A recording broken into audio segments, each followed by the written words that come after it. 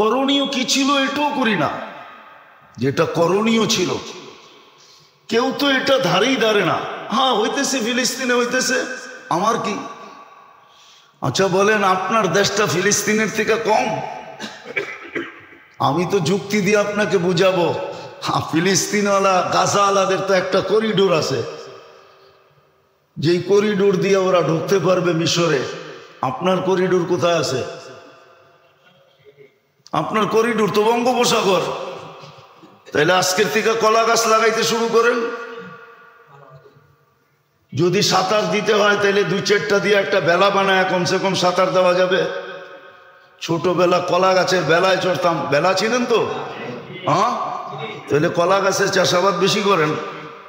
সত্য তো এটাই, মুসলমানদেরকে বিজাতির চেয়ে মুসলমান বেশি ডুবাইছে।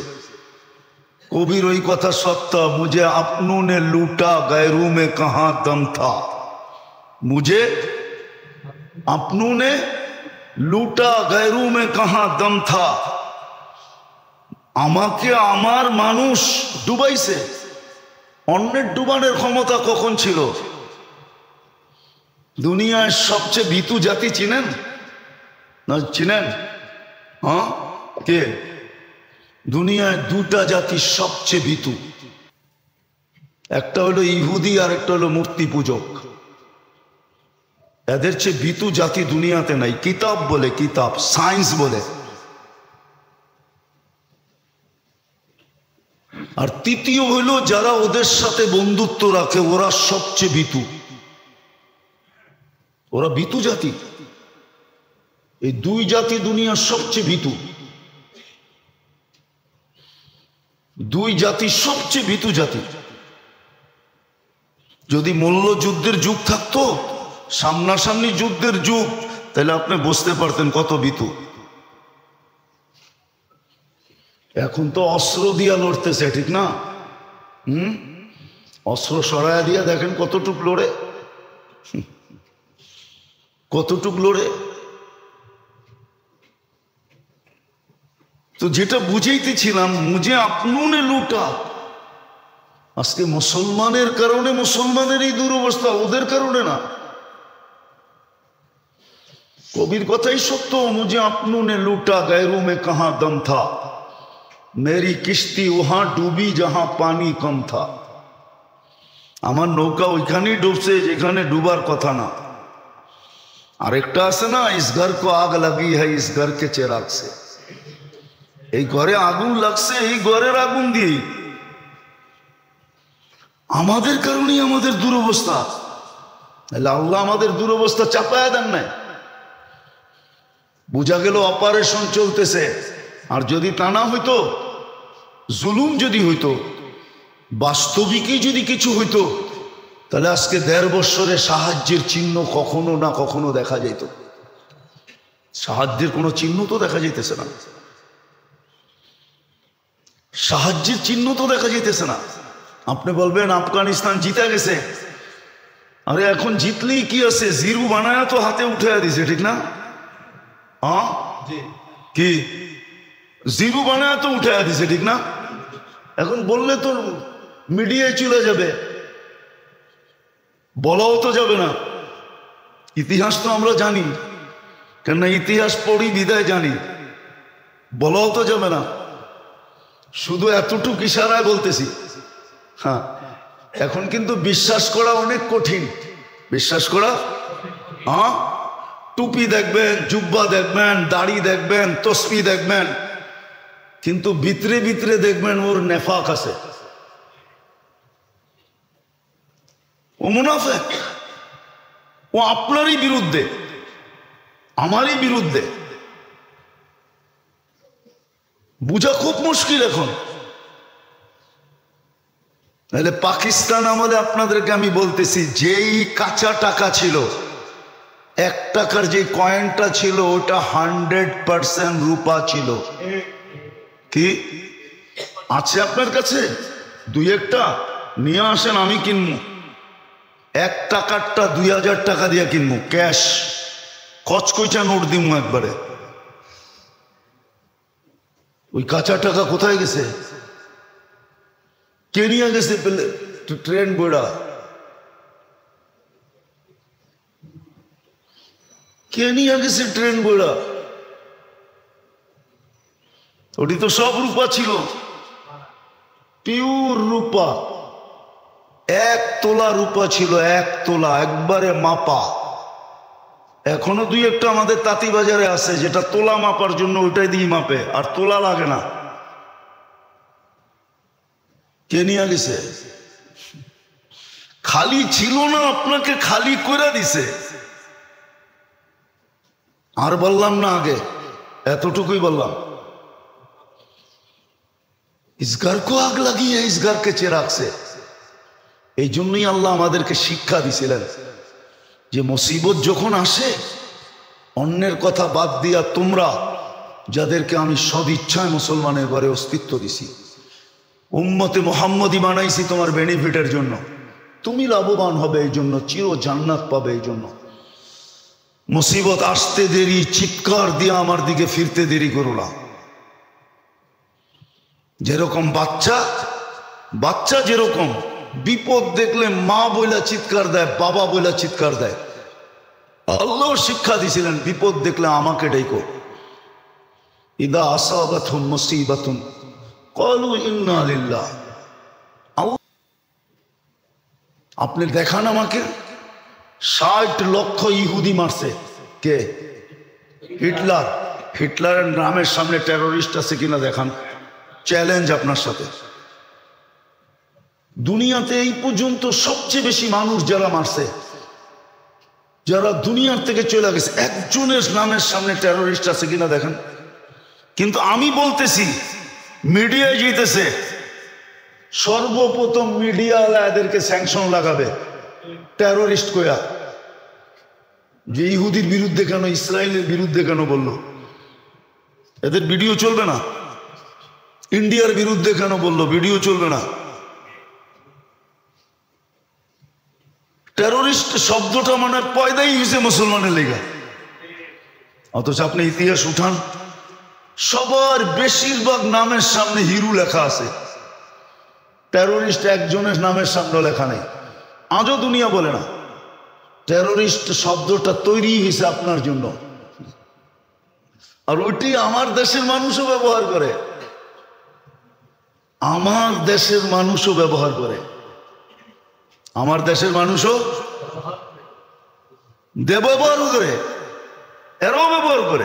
দুনিয়ায় যদি মানুষের বিধি বিধান থাকতে পারে, সামান্যতম যদি কেউ কারো উপরে সহানুভূতি দেখায় বা সাহায্য সহানুভূতি দেখায়,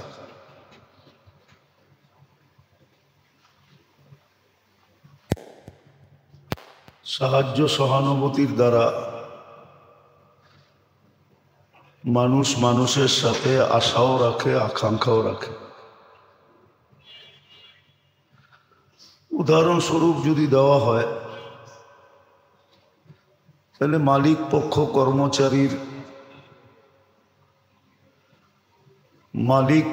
কর্মচারীর কাছ থেকে আশাও রাখে, আকাঙ্ক্ষাও রাখে। মোট কথায় বলা যায়, মালিক তার নিজ ইচ্ছা মতো সার্ভিস আশা করে।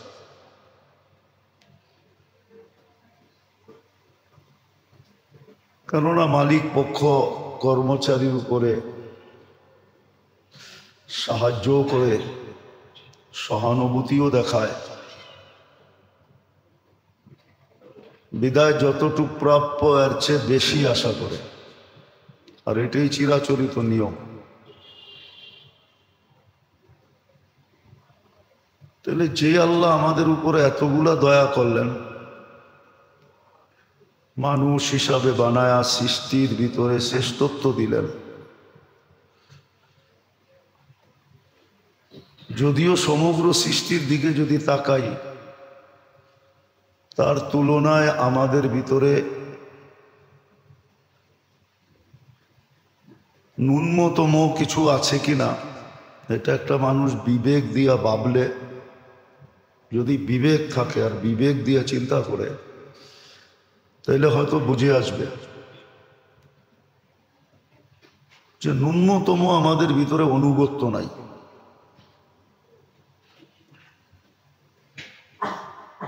ন্যূনতম অনুগত্য আমাদের ভিতরে নাই। বলেন আজকে যারা এখানে বসা আছি, কয়জন ঘুমের সময় ঘুমের দোয়া পড়া ঘুমাই?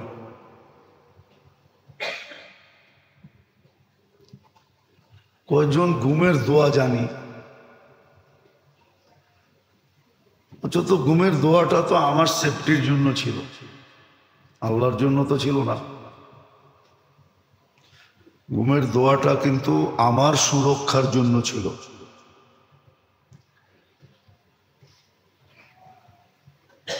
ঘুমের যে দোয়াগুলা, এগুলা আমার সুরক্ষার জন্য ছিল, যে আমি এগুলা পড়া ঘুমাবো। যদি আর নাও উঠলাম, মৌতই হয়ে গেল ঘুমের ভিতরে, তা আমার মৌতটা এরকম মৌত হবে যে সৃষ্টিকে তাক লাগায় দিবে। সৃষ্টি আশ্চর্যান্বিত হবে। কিন্তু কয়জন ঘুমের থেকে উঠা দোয়া, ঘুমের সময় দোয়া পড়ি? অথচ ছিল আমার লাভের জন্য। আবার কয়জন ঘুমের থেকে উঠা পড়ি, এটাও কিন্তু আমার লাভের জন্যই ছিল। এরকম সর্বক্ষেত্রে যে দোয়াগুলা ছিল, ঘরের থেকে ঢুকার দোয়া, ঘরের থেকে বাহির হওয়ার দোয়া, রাস্তায় চলার দোয়া, কর্মস্থলে বসার দোয়া, এগুলো কিন্তু আমার লাভের জন্য ছিল। কিন্তু কয়জন পড়ি? বাকি মোটা মোটা তো বাদেই দিলাম, ফরজগুলা তো বাদেই দিলাম, ওয়াজিবগুলা তো বাদেই দিলাম, সুন্নতের মুআক্কাদাগুলা তো বাদেই দিলাম। যেটা ছোট ছোট জিনিস আমার সেফটির জন্য ছিল, আমার সুরক্ষার জন্য ছিল, কতটুকু এটা আমি পূর্ণ করি। অথচ তার সত্ত্বেও কিন্তু 24 ঘন্টা আল্লাহ আমাদের সার্ভিসে, সেবায় কোনো ত্রুটি করতেছেন না। আগেও বলছি, এখনো বলি, দেখি বুঝে আসে কিনা। ছোটবেলার থেকে শুনতেছি ঢাকার পরিবেশ বসবাস যোগ্য না, ঢাকা দূষণ যুক্ত মুক্ত না, ঢাকার পরিবেশ দূষণযুক্ত সারা দুনিয়ার শহরগুলার ভিতরে একটা। যদি দূষণযুক্ত শহরে থাকা, যুক্তি তো এটা বলে যে প্রতিদিন ঢাকার শত শত হাজারো মানুষ অসুস্থ হবে আর হাসপাতালগুলা ভরা থাকবে, আর অতিষ্ঠ হয়ে মানুষ ঢাকার থেকে বাহিরের দিকে ছুটতে থাকবে। কিন্তু ঢাকায় তো ডেলি মানুষ বাড়তেছে, কমতেছে না তো। কিন্তু বিজ্ঞানের আলোকে যদি দেখি, যে বিজ্ঞান বিজ্ঞান করি, তো ডেলি হাজার হাজার মানুষ অসুস্থ হওয়ার কথা। কেননা এটা দূষণযুক্ত। দুনিয়ার দূষণযুক্ত শহরগুলার ভিতরে একটা হলো সিরিয়ালে ঢাকা। কিন্তু আল্লাহ তো আমাদেরকে সুস্থ রাখতেছেন।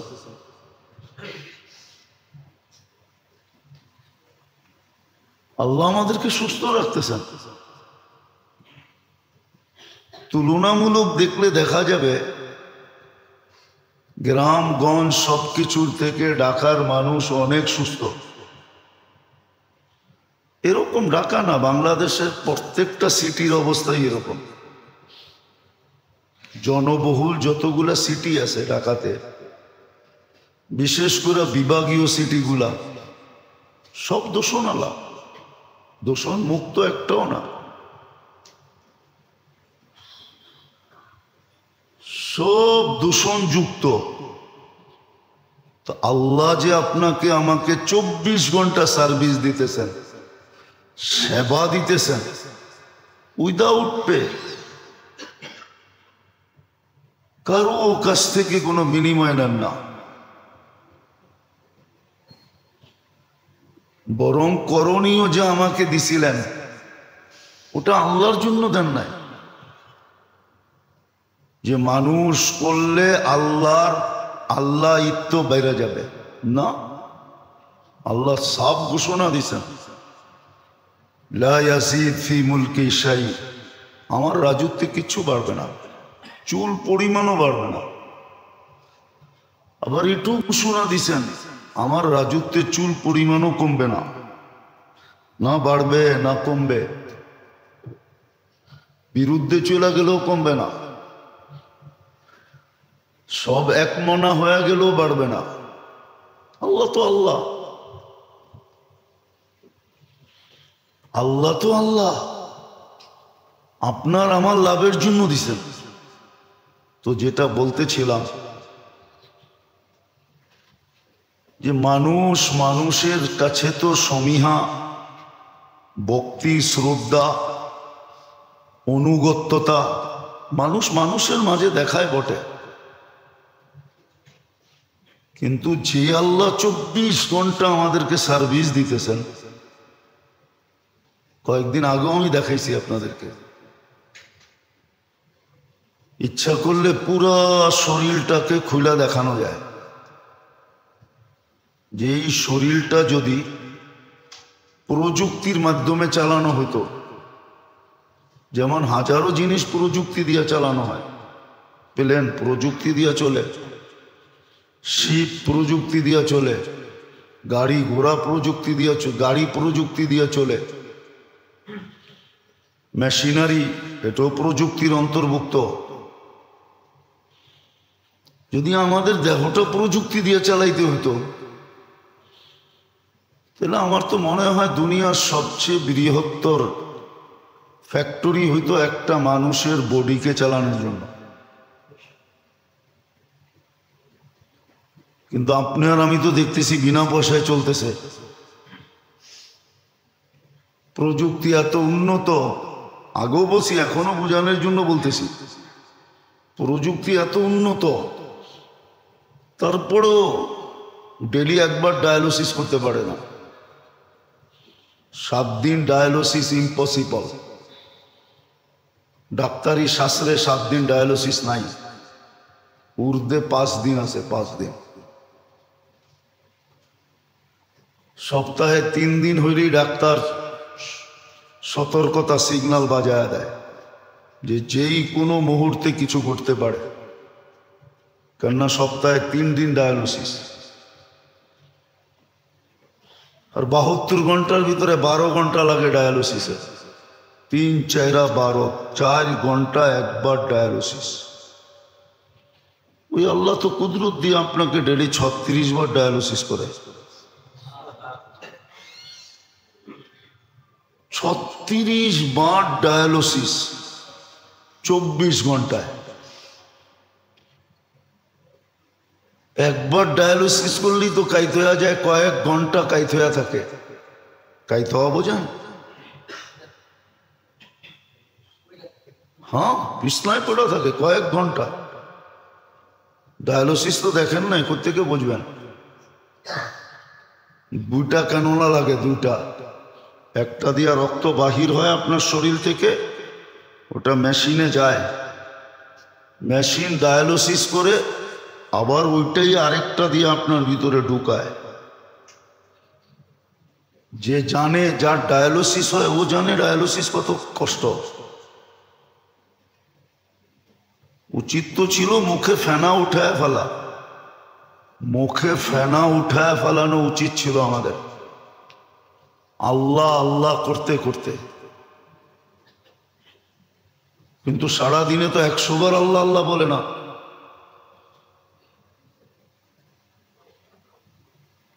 এত কিছু বুঝানোর একটা উদ্দেশ্য আছে।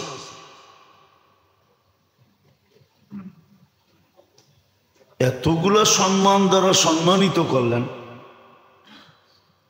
কিন্তু আপনি আর আমি কোনো খেয়ালই রাখলাম না, দাড়ি দাঁড়লাম না, আজকে যে মুসলমানের কান্না সারা দুনিয়ায়, আজকে যে মুসলমানের কান্না, আপনি বলবেন সেটা তো ফিলিস্তিনে হইতেছে। মুসলমান তো এক শরীরের মতো। হাদিস তো এটাই বলে, কাজাসাদিন ওয়াহিদ, সারা দুনিয়ার মুসলিম সম্প্রদায় একটা শরীরের মতো। আল্লাহ রসুল এইভাবে বুঝাইছেন।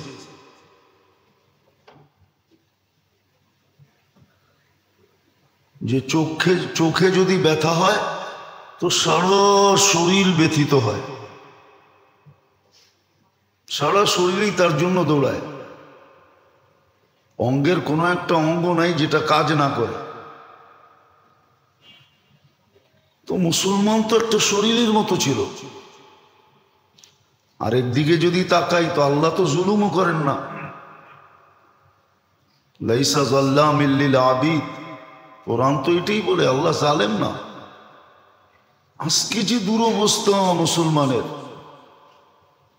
ফিলিস্তিনের যে দুরবস্থা, কোরআন দেখলে তো বোঝা যায় এটাই যে আমাদের হাতের কামাই। যহারাল ফাসাদ ফিল বাররি ওয়াল বাহর বিমা কাসাবাত আইদিন নাস, আমাদের হাতের কামাই এটা।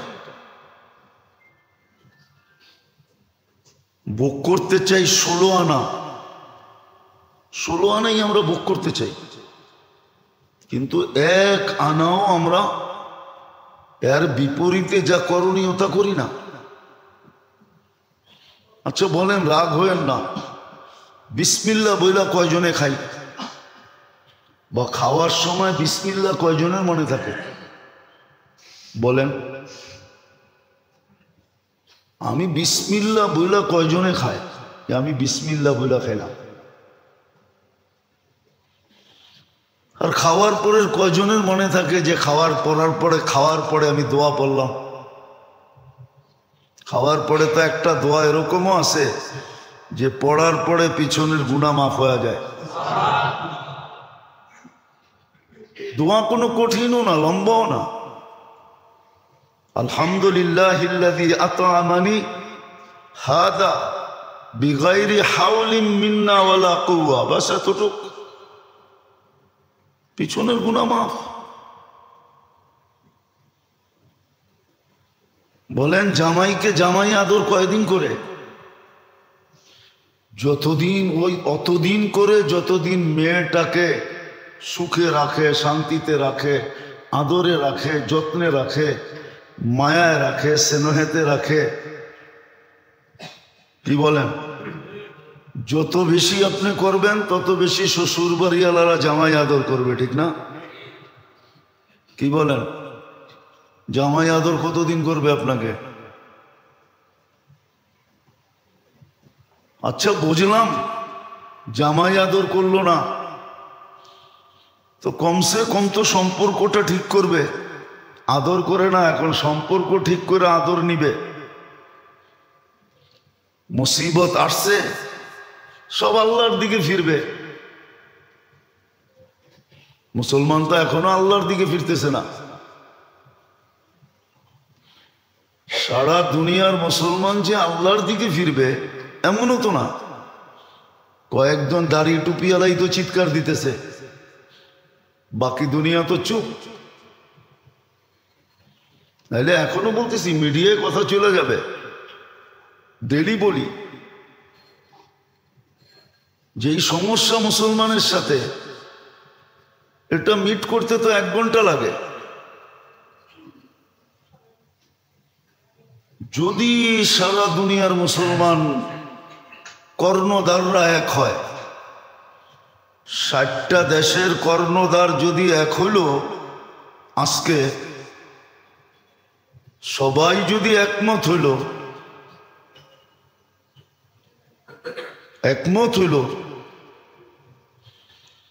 আর যদি, এটা তো সত্য, দুনিয়ার অর্ধেক ব্লকই ওদের সাথে নাই। রাশিয়া ওদের সাথে না, চীন ওদের সাথে না, ওদের সাথে শুধু ইউরোপ আর আমেরিকা, ঠিক না?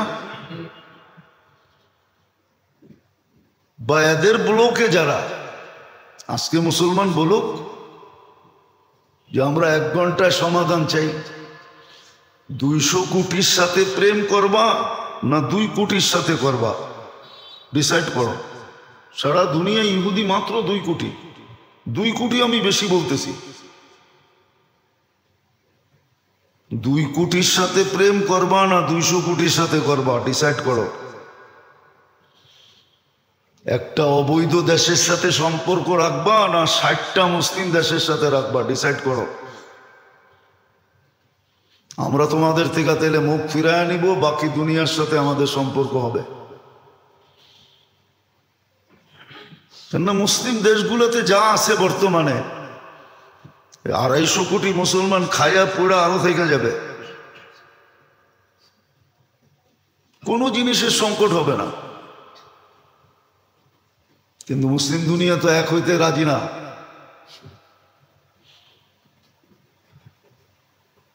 বলুক 1 ঘন্টায় সিদ্ধান্ত হবে। দেখেন দুনিয়া কি বলে।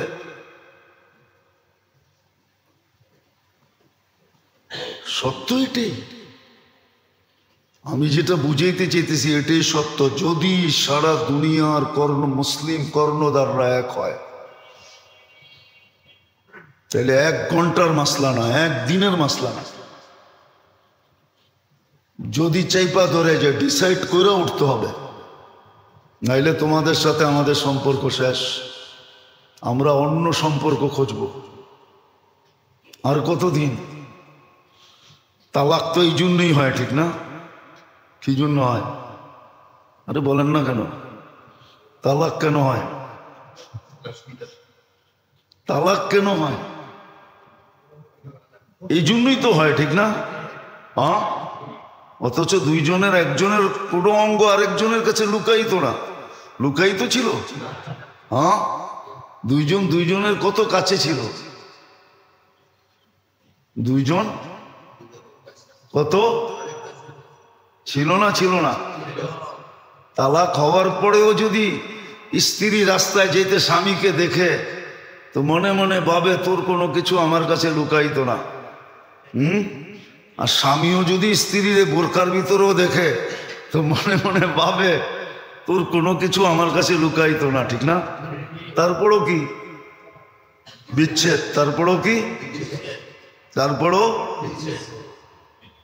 তাহলে বনি বনাও না হইলেই তো বিচ্ছেদ হয়, ঠিক না?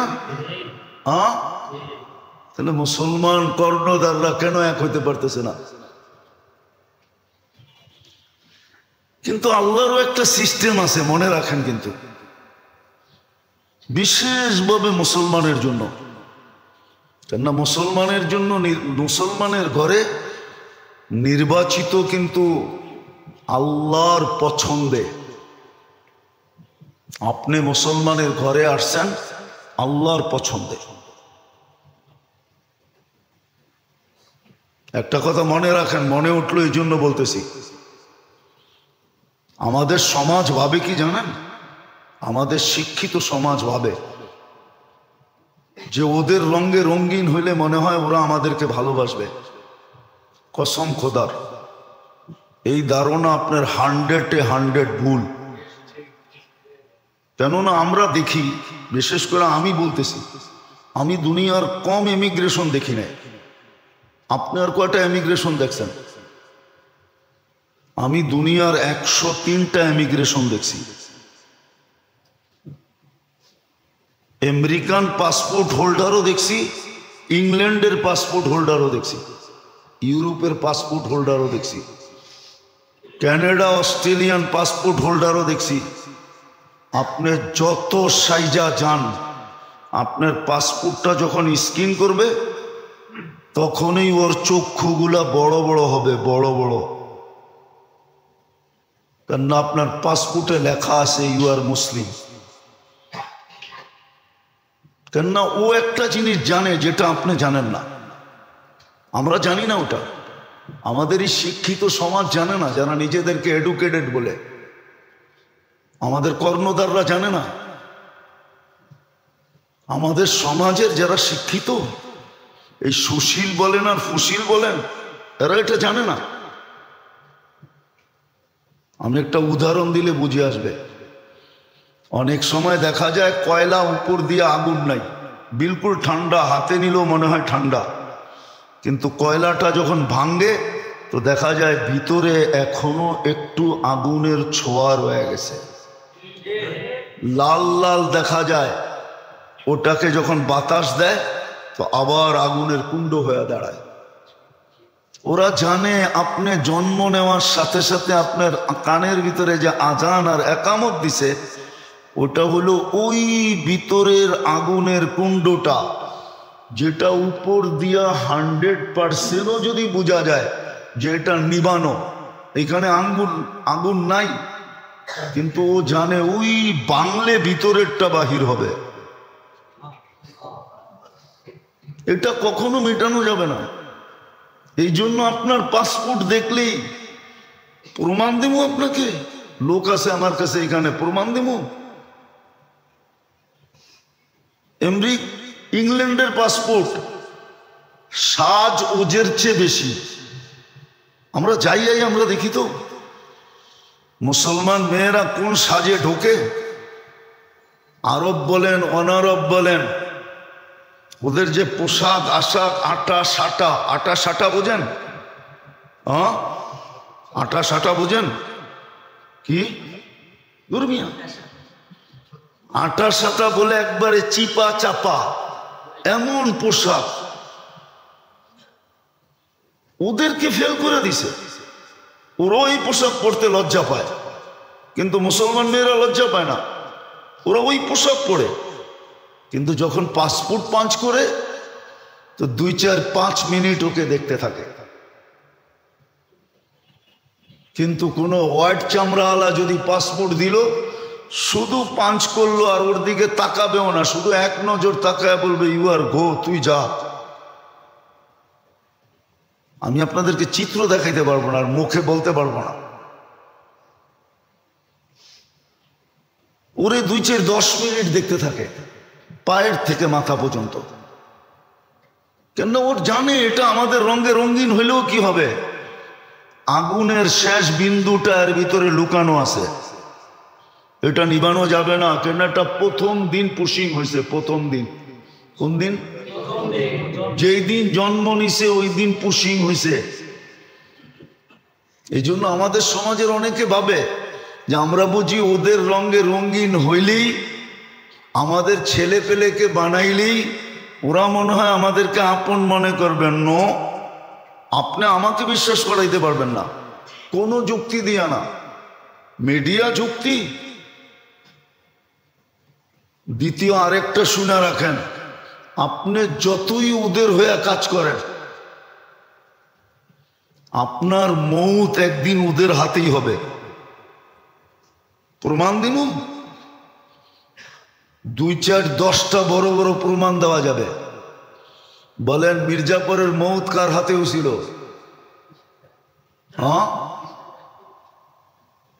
বলেন মির্জাফর তো মির্জাফর, ওর তো নাম মির্জাফর না, ও তো সিরাজউল্লাহর সাথে মির্জাপুরি করছিল, ঠিক না? এই জন্য ওর নাম মির্জাফর হয়ে গেছে, ঠিক না? কাদের পক্ষ নিয়ে করছিল? ইংরেজদের পক্ষ নিয়া। তোর মৌত ইংরেজের হাতে হইল কেন? আমরা ছোটবেলায় একটা কাহিনী পড়ছিলাম কিতাবে, আমাদের নিচের যখন ছোট ছিলাম তখন পড়ছিলাম। হেকায়াতুল লতিফ একটা কিতাব আছে ফার্সিতে, তো এখানে একটা কাহিনী আছে যে এক সুন্দর মেয়ে যেতেছিল, এক যুবক ছেলে যা ধরছে, আমি তোর প্রেমে পড়ে গেছি, তোরে ছাড়া বাঁচবো না, চাঁদ দিয়া দিব।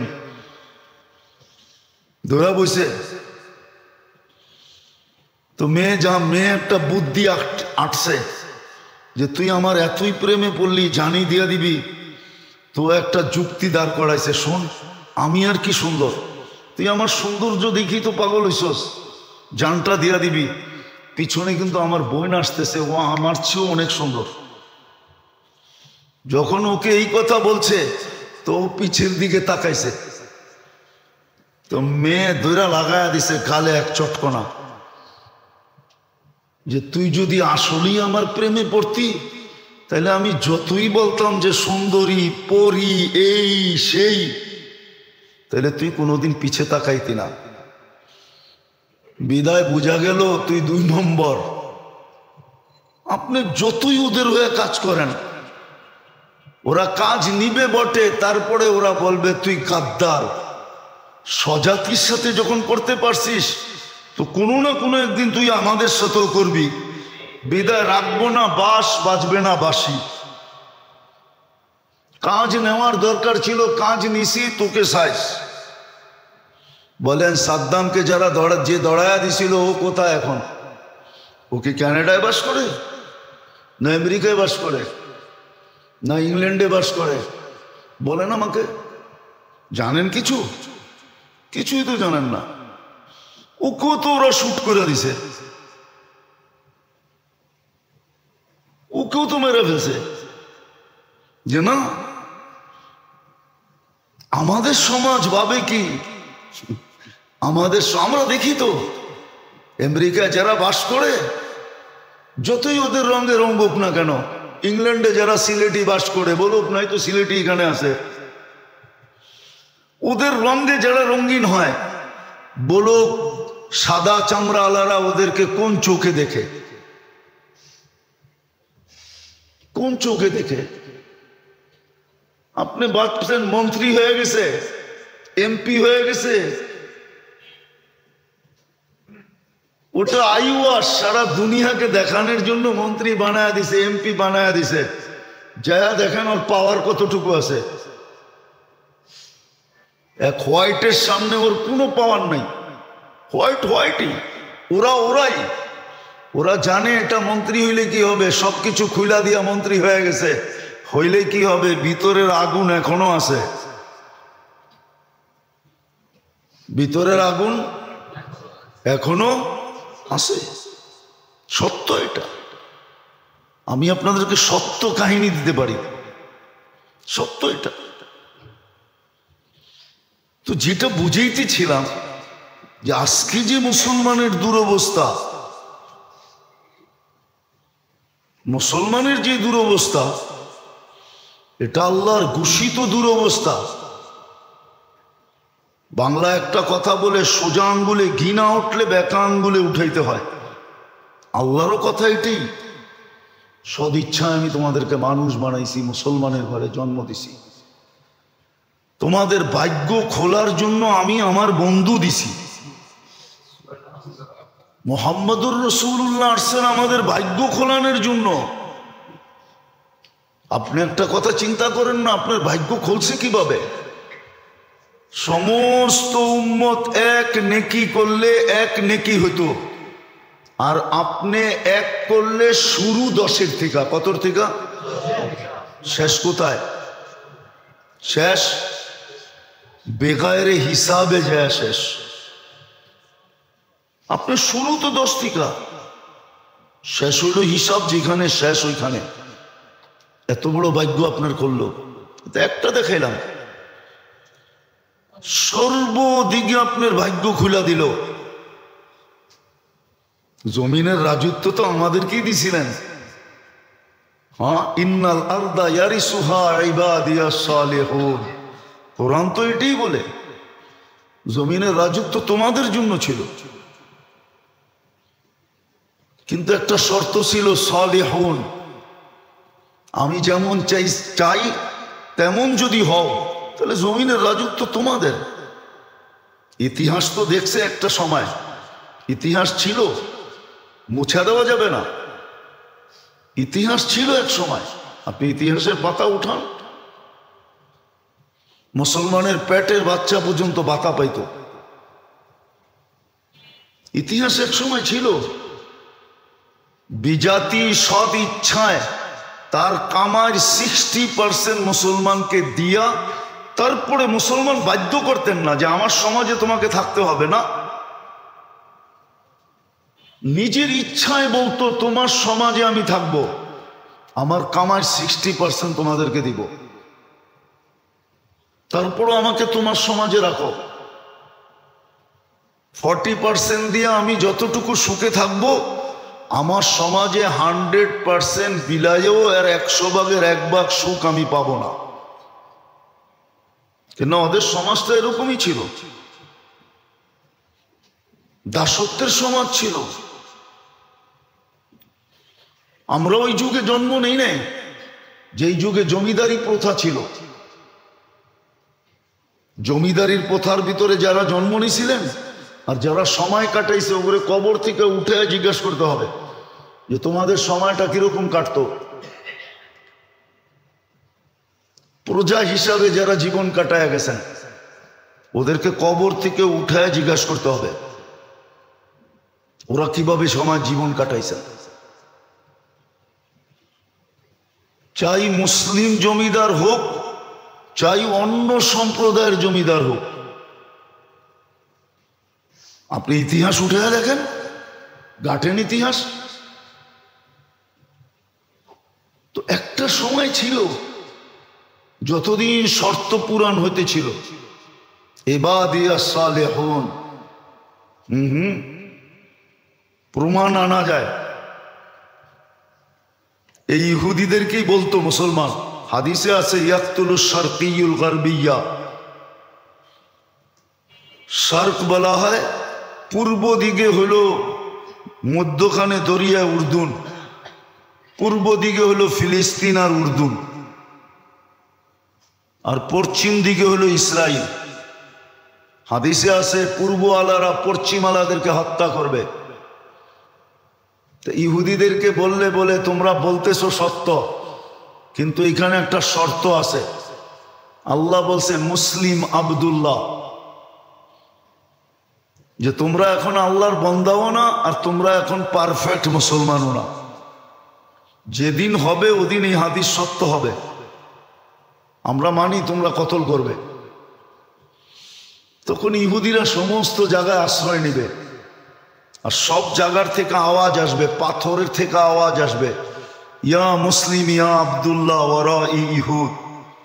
ও মুসলমান, ও আল্লাহর বান্দা, আমার পিছে ইহুদি লুকায় আছে, ফাকতুলহু, তাকে কতল করো। ইল্লা শাজারাতাল গারকাত, একটা গাছের থেকে আওয়াজ আসবে না, সেটা হলো ঝাউ গাছ। দেখবেন আমাদের গুলশান বনানী বাড়ি দ্বারা অনেক অধিকাংশ বাড়িতে ঝাউ গাছ আছে। ঝাউ গাছ দেখতে সুন্দর, কিন্তু এটা হলো ইহুদি গাছ। এই গাছের নাম হইল ইহুদি গাছ, কিন্তু মুসলমান পছন্দ করে লাগাইতেছে। তো শর্ত আছে। আজকে যে দুরবস্থা, আমরা কারণ তালাশ করি না যে কেন হইল,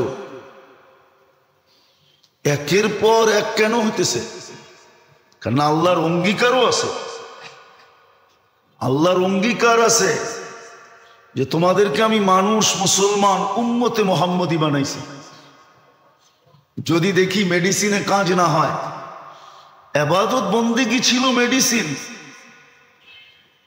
আর আমরা মেডিসিন ছেড়ে দিছি।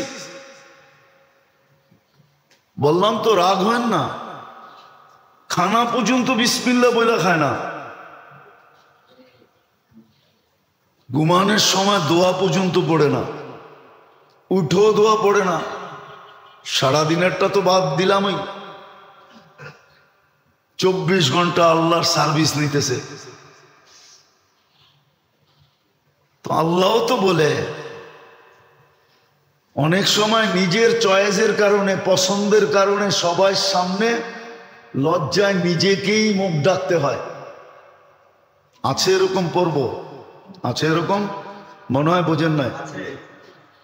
আপনি খুব পছন্দ করে ম্যানেজার নিয়ে আসছেন, পুরান ম্যানেজারে আউট করে দিছেন, কিন্তু কয়েকদিন পরে ধরা পড়ছে মাশাআল্লাহ, মাশাআল্লাহ বুঝেন? কি মাশাআল্লাহ বুঝেন? খুব ভালো মানুষ, ঠিক না? এখন মালিকেরই কর্মচারীর সামনে চক্ষু চেহারা ডাকতে হয়। আল্লাহ বলে তোমাদের যে দুরবস্থা, কিয়ামতের দিন যদি তোমাদেরকে উঠাই, তো নিজেকে বন্ধুর সামনে, তো শব্দটা যদিও শোভনীয় না, বন্ধুর সামনে লজ্জিত হইতে হবে। কেন বন্ধুর সাথে অঙ্গীকার, আমি বন্ধুকে লজ্জিত করব না। এই জন্য আল্লাহ সিস্টেম বানাইছেন, হাদিসে আছে, আমরা হাদিসের বাহিরে বলতেছি না। আল্লাহ রসুল বলছে আমার উম্মতের শাস্তি দুনিয়াতে আল্লাহ দিয়া দিবে, শাস্তি দুনিয়াতেই হয়ে যাবে। একটা হলো আল কাতলু আল জালাজিলু, দুটা দিয়া শাস্তি দিয়া দিবে। একটা হলো অনার্থক হত্যা, অহেতুক হত্যা, কারণ ছাড়া হত্যা। আজকে মুসলমান যে হত্যা হইতেছে কারণ ছাড়া, যে মরতেছে সেও জানে না আমি মরলাম কেন, যে মারতেছে সেও কোনো যুক্তি দিতে পারবে না। নাইলে বলেন হামাস কয়জন? 25,000 মেয়েরা তো ফেললো 60,000 নিরীহ মানুষকে। 60,000 তো নিরীহ মানা গেল, অথচ হামাস টোটাল হইল 25,000। 25,000-এর জন্য 60,000।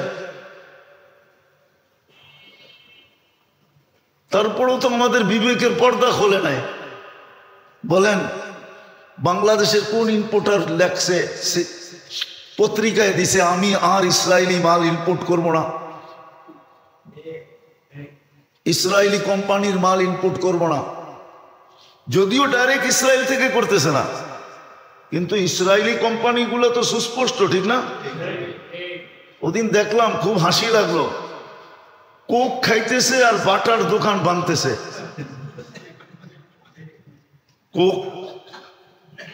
কোক খাইতেছে আর কোক কাদের, বাটা কাদের? একটা পেটে ঢুকাইতেছে আর একটারে ভাঙতেছে। হাস্যকর ব্যাপার। মুসলমান যদি এতটুকু করত যে ওদের দেশের কোনো পণ্য ইম্পোর্ট করব না, ব্যবহার করব না,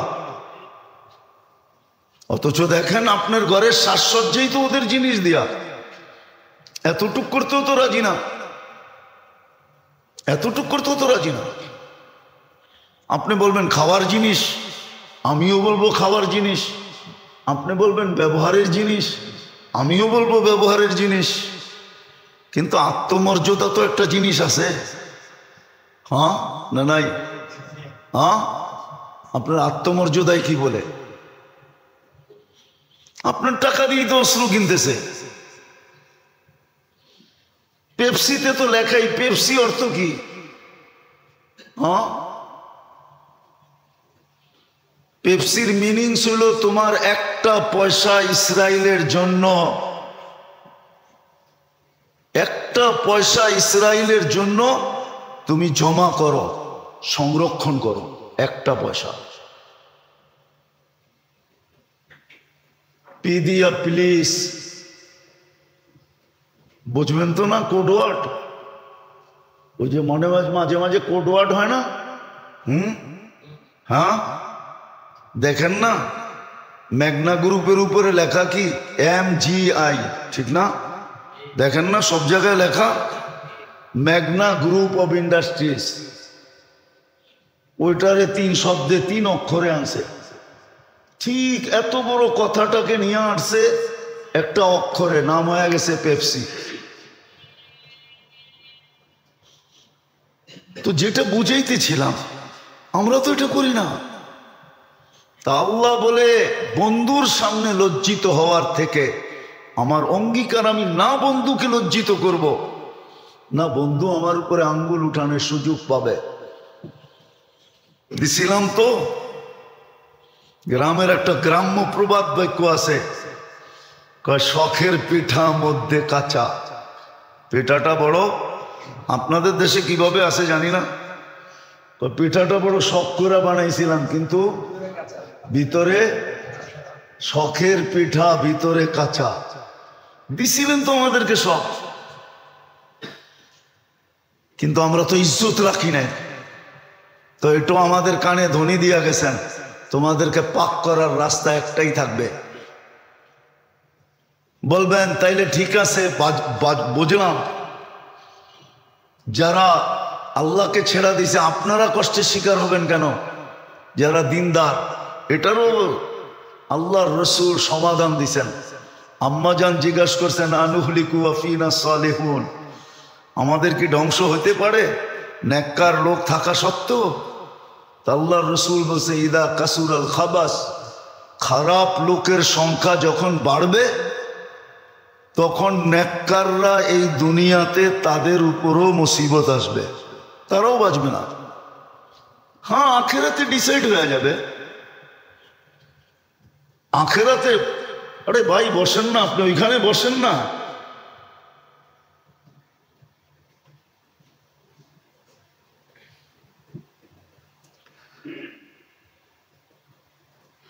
তো যেটা বুঝাইতেছিলাম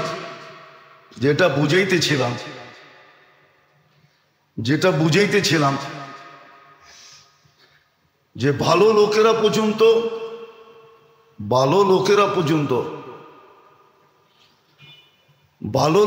পর্যন্ত ওই বিপদের সম্মুখীন হইতে হবে।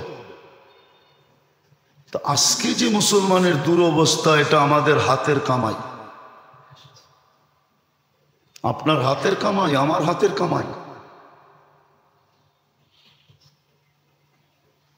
আপনার হাতের কামাই, আমার হাতের কামাই।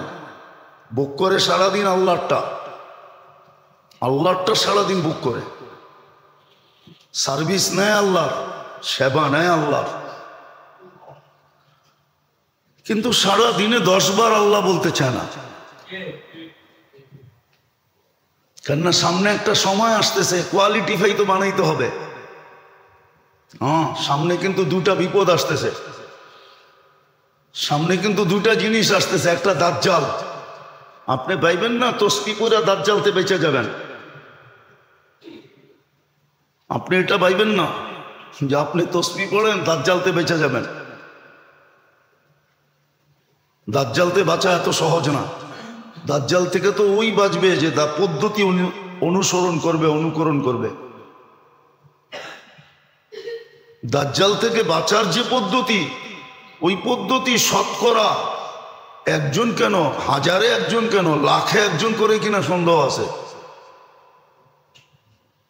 দাজ্জালতে বাঁচার যে পদ্ধতি, ওই পদ্ধতি তো আমরা কেউ অবলম্বন করি না। সহজ যদিও ছিল, সূরায়ে কাহাফের প্রথম রুকু এবং শেষ রুকু যে পড়বে সে দাজ্জাল থেকে বাঁচবে, কিন্তু কোরআনই তো পড়তে জানে না 99 জন বললেও ভুল হবে না। ও প্রথম রুকু থেকে পড়বে। আপনি ভাবছেন আপনার তফসিবে টিপা আপনাকে দাজ্জাল থেকে বাঁচিয়ে দিবে? এত সহজ? আমরা সবাই দাজ্জালের পাঞ্জার ভিতরে আছি, শুধু প্রকাশ পায় না। প্রকাশ পাইলেও হাতের খুলা দেখাবে, তুই অনেক আগে আমার পাঞ্জার ভিতরে, তুই যাবি কই? আপনি অনেক আগে দাজ্জালের পাঞ্জার ভিতরে চলে গেছেন। আজকে যে প্রযুক্তি আর ইন্টারনেট আর প্রযুক্তি যেটি চলতেছে, যেটি আমরা দৈনন্দিন ব্যবহার করি, ডিশ আর ফিশ, টেলিভিশন আর এটা সেটা, এগুলো সব দাজ্জালের পাঞ্জা। আপনি ওর পাঞ্জার ভিতরে আছেন, আপনি ভাবছেন টপসি টিপা বেঁচে যাবেন? রাগ হয় না, বোঝানোর জন্য বলতেছি। এখন বললে কারো দিলে লেগে যাবে। অনেকবার বলছি মসজিদে, কিন্তু করণীয় কিচ্ছু নাই। এতটুক পর্যন্ত শিখে না। তো যেটা বুঝাইতেছিলাম, আমরা শিখি না। আমাদের এক এক দল এক এক ভাবনায় আছে যে আমি বেঁচে যাবো। এত সহজ?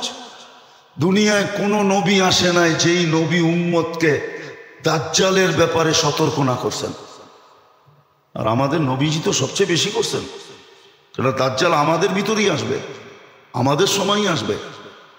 এত তাড়াতাড়ি বেঁচে যাবেন? সবাই ভাবতেছে ইমাম মেহেদী আলাইহিস সালাম আসলে আমি মিলা যাবো ওনার সাথে। এত সহজ? সোনা 22 ক্যারেট হয়, 24 ক্যারেট হয়, 25 ক্যারেট হয় না। 24 ক্যারেট কেন হয় জানেন? হ্যাঁ, 999 হয়। 1000। তারপরও কয় পয়েন্ট বাকি আছে? হ্যাঁ, এখনো 1 পয়েন্ট খাইদ আছে। দুনিয়ার কোনো প্রযুক্তি 1 পয়েন্ট দূর করতে পারে না। আপনি ভাবছেন ইমাম মেহেদী আলাইহিস সালামের সাথে মিশা যাবেন? আপনি আসলেই না, ওনার সৈন্য সামন্ত কি কয়েক কোটি হবে নাকি? মাত্র 70,000। এটা দিয়ে দুনিয়া কাঁপাবে। শুধু 70,000 হবে। সবাই ওনার সাথে মিলা সম্ভব না, ওটারও কোয়ালিটি আছে। এখন পর্যন্ত কোয়ালিটি হয়েছে কিনা জানি না 70,000-এর। হ্যাঁ, যেদিন হবে 70,000 কোয়ালিটি ভাই, ওই দিন উনি আসবে, এটাই সত্য। তো ওনার সৈন্যের সাথে মিলা যাবে না এত সহজে না। আর দাজ্জালের হাত থেকে সহজে বাঁচা যাবে না। বললাম না, সূরা কাহাফের প্রথম রুকু শেষ রুকু তো পড়ি না, না মুখস্থ করছি না পড়ছি, কোরআনই তো পড়তে জানি না। আপনি ভাবছেন তসবিহ টিপে বেঁচে যাবেন আর খালি আল্লাহর উপরে ছেড়ে দিবেন? আপনি কিচ্ছু করবেন না, সারাদিন বুক করবেন আল্লাহটা। মেরে দোস্ত, ভুল জগতে আসি। হ্যাঁ, নাইলে হাদিসে এতগুলা কথা আসতো না, এতগুলা কথা আসতো না, এতগুলা কথা আসতো না, এতগুলা কথা আসতো না। আমাদের দুরবস্থা এই জন্যই আজকে। করণীয় কি ছিল এটাও করি না, যেটা করণীয় ছিল। কেউ তো এটা ধারেই ধারে না। হ্যাঁ, হইতেছে ফিলিস্তিনে হইতেছে, আমার কি? আচ্ছা বলেন, আপনার দেশটা ফিলিস্তিনের থেকে কম? আমি তো যুক্তি দিয়ে আপনাকে বুঝাবো। ফিলিস্তিনওয়ালা গাজাওয়ালাদের তো একটা করিডোর আছে, যেই করিডোর দিয়ে ওরা ঢুকতে পারবে মিশরে। আপনার করিডোর কোথায় আছে? আপনার করিডোর তো বঙ্গোপসাগর। তাইলে আজকের থেকে কলা গাছ লাগাইতে শুরু করেন। যদি সাঁতার দিতে হয় তাহলে 2-4টা দিয়ে একটা বেলা বানায় কমসে কম সাঁতার দেওয়া যাবে। ছোটবেলা কলা গাছের বেলায় চড়তাম, বেলা ছিলেন তো? হ্যাঁ, তাহলে কলা গাছের চাষাবাদ বেশি করেন। আপনার তো কোনো করিডোরই নেই। ওর তো একটা করিডোর আছে, আপনার কয়টা আছে? আপনার অবস্থা তো বেশি ভালো না। সত্য তো এটাই, মুসলমানদেরকে বিজাতির চেয়ে মুসলমান বেশি ডুবাইছে। কবির ওই কথা সত্য, মুঝে আপনু নে লুটা গैरू में कहां दम था, मुझे আপনু নে লুটা गैरू में कहां दम था। আমাকে আমার মানুষ ডুবাইছে। অন্যের ডুবানোর ক্ষমতা কখন ছিল? দুনিয়ার সবচেয়ে ভীতু জাতি চিনেন না? চিনেন? হ্যাঁ, কে? দুনিয়ায় 2টা জাতি সবচেয়ে ভীতু, একটা হলো ইহুদি আর একটা হলো মূর্তি পূজক। এদের চেয়ে ভীতু জাতি দুনিয়াতে নাই। কিতাব বলে, কিতাব, সায়েন্স বলে। আর তৃতীয় হইল যারা ওদের সাথে বন্ধুত্ব রাখে, ওরা সবচেয়ে ভীতু। ওরা ভীতু জাতি। এই 2 জাতি দুনিয়ার সবচেয়ে ভীতু। 2 জাতি সবচেয়ে ভীতু জাতি। যদি মল্লযুদ্ধের যুগ থাকতো, সামনাসামনি যুদ্ধের যুগ, তাহলে আপনি বুঝতে পারতেন কত ভীতু। এখন তো অস্ত্র দিয়া লড়তেছে, ঠিক না? অস্ত্র সরায়া দিয়া দেখেন কতটুক লড়ে, কতটুক লড়ে। তো যেটা বুঝাইতেছিলাম, মুঝে আপনু নে লুটা। আজকে মুসলমানের কারণে মুসলমানের এই দুরবস্থা, ওদের কারণে না।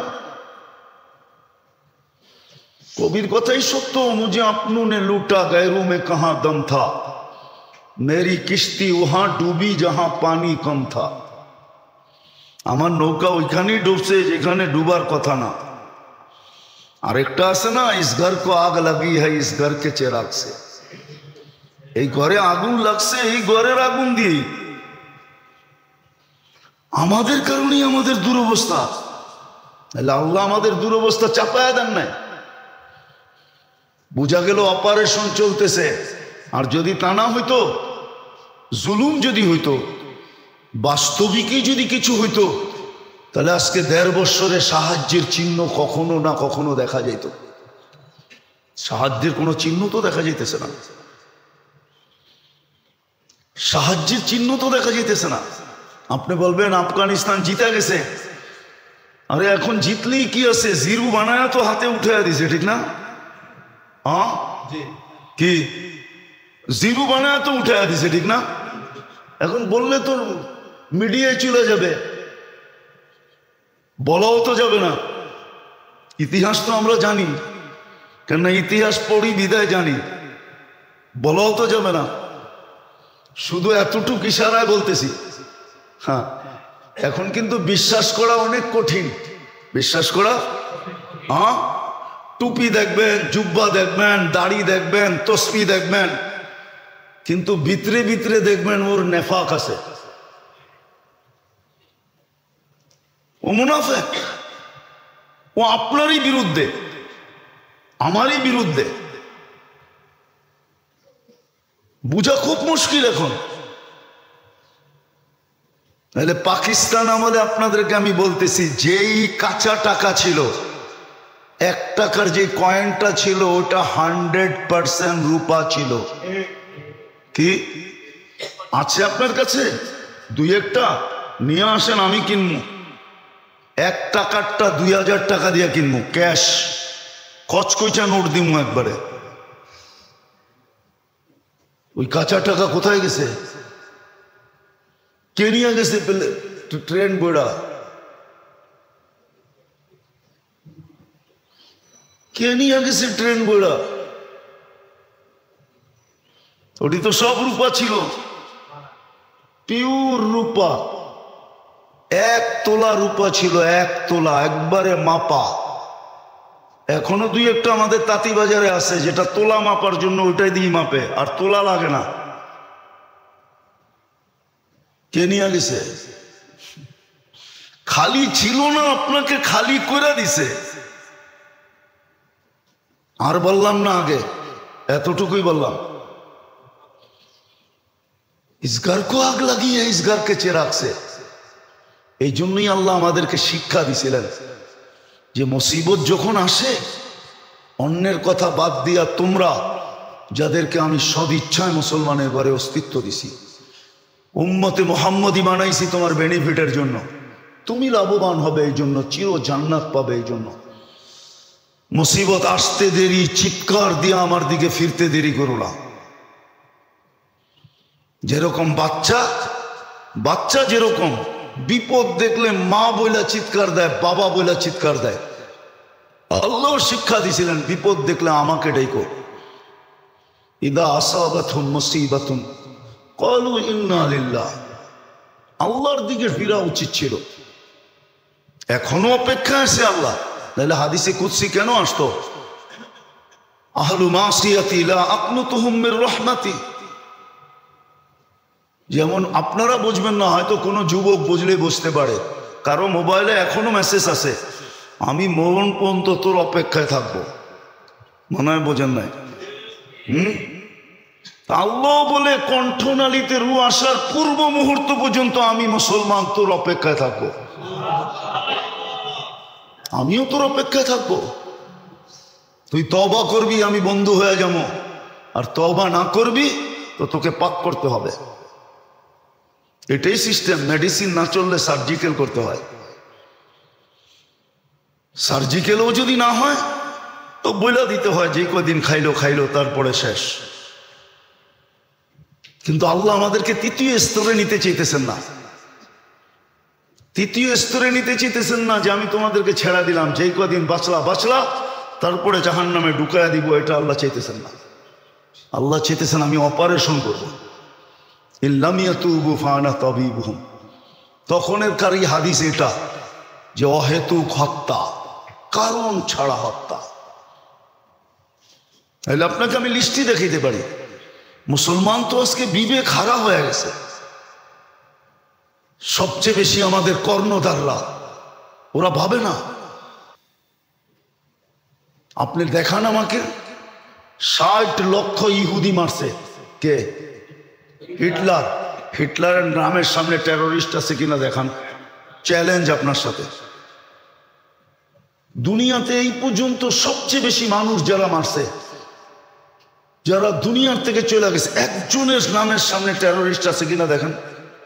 কিন্তু আমি বলতেছি, মিডিয়ায় জিতেছে, সর্বপ্রথম মিডিয়া এদেরকে স্যাংশন লাগাবে টেরোরিস্ট কয়া। যে ইহুদির বিরুদ্ধে কেন, ইসরায়েলের বিরুদ্ধে কেন বললো, এদের ভিডিও চলবে না। ইন্ডিয়ার বিরুদ্ধে কেন বললো, ভিডিও চলবে না। টেরোরিস্ট শব্দটা মানে পয়দাই হয়েছে মুসলমানের লেগা। অথচ আপনি ইতিহাস উঠান, সবার বেশিরভাগ নামের সামনে হিরু লেখা আছে, টেরোরিস্ট একজনের নামের সামনে লেখা নেই। আজও দুনিয়া বলে না। টেরোরিস্ট শব্দটা তৈরি হয়েছে আপনার জন্য, আর ওইটি আমার দেশের মানুষও ব্যবহার করে। আমার দেশের মানুষও ব্যবহার করে। আমার দেশের মানুষও ব্যবহার করে, এরাও ব্যবহার করে। অতীতেও ব্যবহার হয়েছে, সামনে হইব কিনা জানি না, সামনেও হবে। এই শব্দই ব্যবহার করা, দমন পীড়ন চলতে থাকবে, ঠিক না? কেন এই শব্দই ব্যবহার হবে। অথচ মুসলমান একটু কিছু বললেই টেরোরিস্ট। আর আমরা হব না তো হব না কেন? এই জন্যই করণীয় ছিল কি বিপদে তা করতেছি না। আগেও বলছি, এখনো বলতেছি। বলেন, ফিলিস্তিনের জন্য ডেলি 1 টাকা সদকা করে কে? আপনারা কয়জন করেন? ডেলি 2 রাকাত সালাতুল হাজত কয়জন পড়েন? যে আল্লাহ আমি কিচ্ছু পারতেছি না, হাত পাও বাঁধা, আমি 2 রাকাত সালাতুল হাজত পড়লাম, আমি 2 টাকা সদকা দিলাম। বা ওই দোয়াগুলা কে করে শিখাইছেন তো আল্লাহ? উলামা তো বলতেছে প্রত্যেক মানুষের ডেলি 2 মিনিট দিয়ে পড়া উচিত। দোয়া ইউনুস পড়া দরকার, যেটা ইউনুস আলাইহিস সালাম মাছের পেটে, সমুদ্রের পেটের ভিতরে বসে পড়ছিলেন। দোয়া ইউনুস, এটাও তো জানি না কোনটা কোনটা দোয়া ইউনুস। লা ইলাহা ইল্লা আনতা সুবহানাকা ইন্নী মিনাজ। আমরা দেখতাম ছোটবেলা, যখন এই বৈশাখ মাসে বা জ্যৈষ্ঠ মাসে বা আষাঢ় শ্রাবণ, আগের মতো তো তুফান সুফান এখন খুব কমই হয়, আগে বহুত হইতো, ঠিক না? আমাদের ছোটবেলায় তো যখন এরকম একটু বাতাস বাড়তো, তো মা চাচিদেরকে দেখতাম, আমাদেরকে বলতো তাড়াতাড়ি দোয়া ইউনুস, বারিন্দায় যা, বাইরে যা, জোরে জোরে পড়, আজান দে। হ্যাঁ, তো দোয়া ইউনুস পড়তো। বলেন আজ পর্যন্ত কয়বার দোয়া ইউনুস পড়ছি? লা ইলাহা ইল্লা আনতা সুবহানাকা ইন্নী কুনতু মিনাজ জালিমিন। একজনও তো বলতে পারবে না যে আমি ফিলিস্তিনকে লক্ষ্য করে এই পর্যন্ত 1000 বার পড়ছি, 100 বার পড়ছি। তো শিক্ষা দিছিলেন আমাদেরকে যে বিপদে কি করা চাই। ব্যক্তিগত বিপদ হোক, পারিবারিক বিপদ হোক, যেই কোনো বিপদ হোক, আল্লাহ রাসূল শিখাইছিলেন ইদা আযাবাহু আমরুন ফাজিয়া ইলা সালাহ। সব মুসলমান নামাজি হয়ে যাওয়ার কথা ছিল, কিন্তু বেনামাজির সংখ্যা দিন দিন বাড়তেছে না কমতেছে? নামাজি তো হয় না, নামাজি তো হয় না। সব তো নামাজি হয়ে যাওয়ার কথা ছিল এই মুহূর্তে, যে আল্লাহ কোনো কুল কিনারা দেখতেছি না, উফ পন্ত করতে পারতেছি না। বাংলা একটা কথা আছে, উও করা যায় না, উও করা যায় না, তো কমসে কম তো নামাজ পড়া যায়। কই 100% তো নামাজ পড়ে না, 90% নামাজ পড়ে না মুসলমান। বিদায় অপেক্ষা করা উচিত আমাদের। একের পর এক কিন্তু সাইজ করবে আল্লাহ সবাইকে। আর কিতাব এটাই বলে, কিতাব কিতাব এটাই বলে, আর ওদের মনের আকাঙ্ক্ষাও এটাই বলে। আমি যেটা বলতেছি এটাই বলে। গ্রেটার ইসরায়েল আপনি চিনেন না কত বড়? গ্রেটার ইসরায়েল আপনি চিনেন না কত বড়? আপনি চিনেন না? আমাদের প্রতিবেশী দেশটাও বলে এই জমিনটা ওদের। কাদের? কাদের? কেননা এখনো অধিকাংশ নাম ওদের নামে। লক্ষ্মীপুর, কি কি একটাই বললাম, দূরেরটা একটু, কাছেরটা বললাম না, আবার ওরা লাঠি লয়ে আসতে পারে তাড়াতাড়ি। ওরা আসতে গেলে পাশে চড়তে হইব। গ্রেটার ইসরায়েল আপনি চিনেন না কত বড় ওদের মনের আশা। হ্যাঁ, 2 শহরে আল্লাহ ঢুকতে দিবে না, এটাই সত্য। মক্কা আর মদিনা, মদিনার দ্বার পর্যন্ত ওদের আশা, মদিনার দ্বার পর্যন্ত। আমাদের সুজনরা যতই ভাবে না, সুজন চিনেন? আরব শাসকরা হলো সুজন। সখী আছে ওদের, খালি সুজনের কথা বললাম। সুজন সখী শুনছেন না? মনে হয় শুনেন না, ঠিক না? আবার বললে তো আপনারা আমার হলে হাসবেন, ঠিক না? বরিশুর চিনেন? বরিশুর তখন আমি ছোট, একবারে ছোট, স্কুলে পড়ি, 4-এ পড়তে হয়তো বা 5-এ পড়তেছি ওই সময়। তো সুজন সখীর শুটিং চলতেছিল বরিশুরে। বটগাছটা আছে কিনা জানি না। তো আরব ভূখণ্ডের শাসক হলো সুজন। সুজনরা ভাবতেছে ওরা থাকবে, কিন্তু ওরা ওই হাদিস দেখে না যে গ্রেটার ইসরায়েল কত দূর হবে যদি ওরা সাইজ না হইল। সুজনরা থাকবে না। একটা কথা মনে পড়ছে, লম্বা হয়ে যেতেছে। আদম আলাইহিস সালাম বলছিলেন ওনার প্রথম ছেলে যিনি নবী হয়েছেন, শীষ আলাইহিস সালাম, ওনাকে 4টা নসিহত করছিলেন, 4টা। আমি একটা বলবো আর কি। এটা আমাদেরও ভাবা উচিত, মনে রাখা উচিত, যে যেইখানে থাকো ওটাকে চিরস্থায়ী মনে করো না। যেইখানে থাকো, যেই অবস্থানে থাকো, যেই পদে থাকো, ওটাকে চিরস্থায়ী মনে করো না। ভুল করবা তুমি। কেননা আমিও জান্নাতকে চিরস্থায়ী মনে করতাম, যে চিরদিনই বুঝি এখানে থাকবো। কিন্তু কয়েকদিন পরে দেখলাম আউট হয়ে গেলাম। আউট হয়ে গেলাম। 40 বছর 45 বছর থাকার পরেও আউট হয়ে গেছে। গাদ্দাফি কত বছর শাসক ছিল? সাদ্দাম কত বছর ছিল?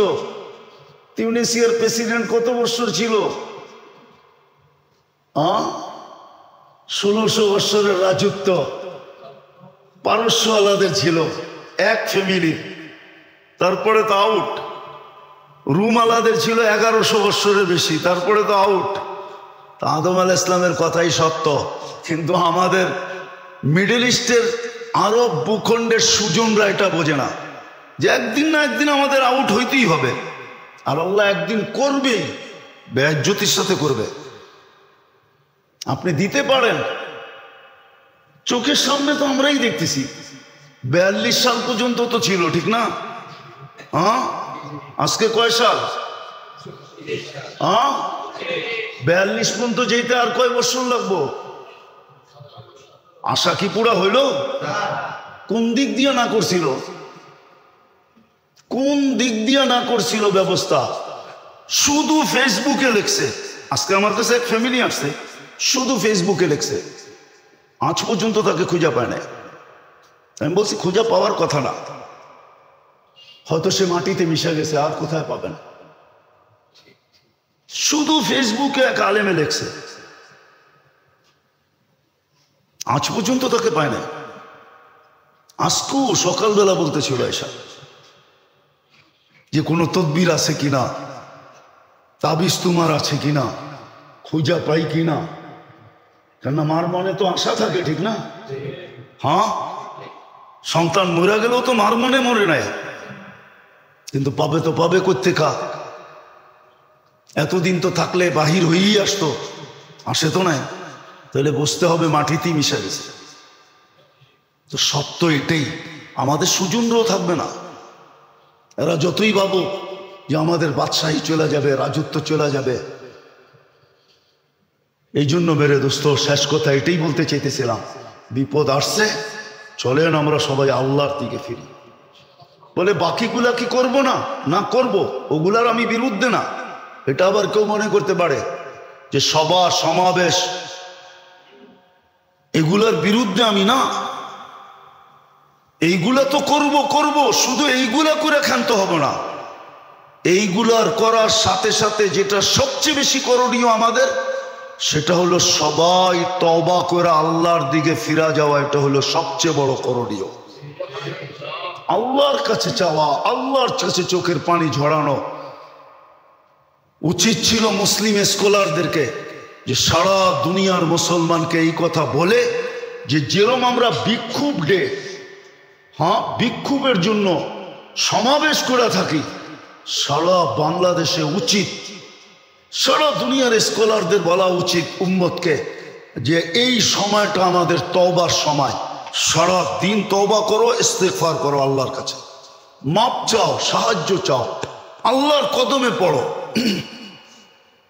সমাবেশের বিরুদ্ধে না, পক্ষে, কিন্তু সাথে সাথে এটাও হওয়া উচিত, এটা সবচেয়ে বেশি হওয়া উচিত। আর করে না, এখনো করে নাই, এখনো করে নাই।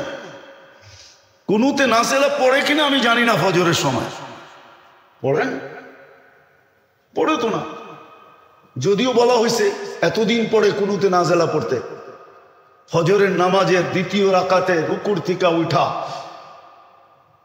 কুনুতে নাজেলা পড়া, আল্লাহর কাছে সাহায্য চাওয়া, এখন পর্যন্ত মসজিদ আল্লাহরা শুরু করে নাই। কেননা মসজিদ আল্লাহরাও পারতেছে না, ইমাম সব পড়ে না, কুনুতে নাজেলা জানি না কি জিনিস। কুনুতে নাজেলা পড়া উচিত ছিল, তওবা ডে উদযাপন করা উচিত ছিল যে সারা দুনিয়ার মানুষ আজকে তওবা করবে।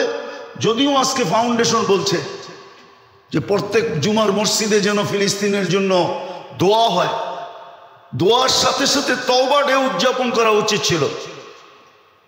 এত ছুটির দিন যদি আমরা মানাইতে পারি, আলতু ফালতু ছুটি যদি আমরা করতে পারি, তাহলে একটা দিন ছুটি দিয়া তওবা ডে বানাইতে পারবো না কেন? সরকারের তো উচিত ছিল যে একটা দিন আম ছুটি দিবে, যে অমুক দিন ছুটি, সমস্ত মুসলমান তওবা করবে আল্লাহর কাছে। যদি সলাতে ইস্তিসকা হইতে পারে, বৃষ্টি না হইলে যদি নামাজ হইতে পারে, তাইলে তওবার নামাজ কেন হবে না? হওয়া উচিত ছিল সরকারের পক্ষ থেকে।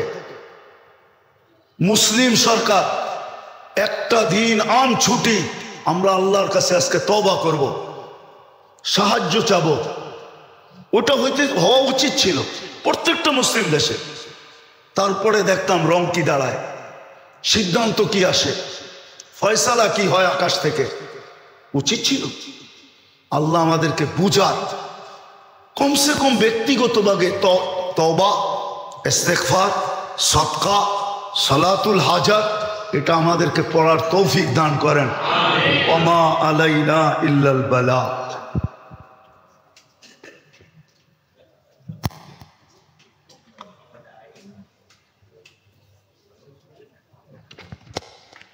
Connect.